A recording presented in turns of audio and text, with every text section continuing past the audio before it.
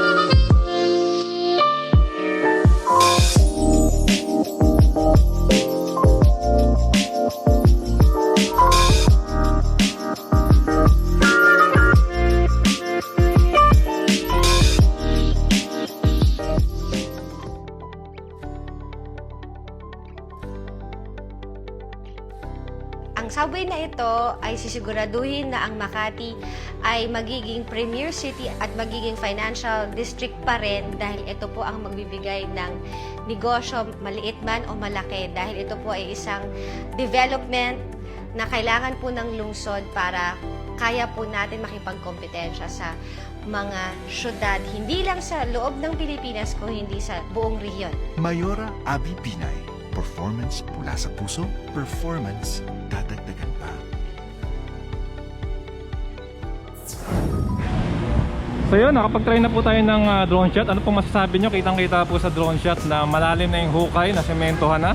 Para may mga butas pa na mas palalim pa mga sa amin, hindi ko mapaliwanag. So kung kayo po ay engineer, paki-comment down below para ma-enlighten po tayo sa mga nangyari.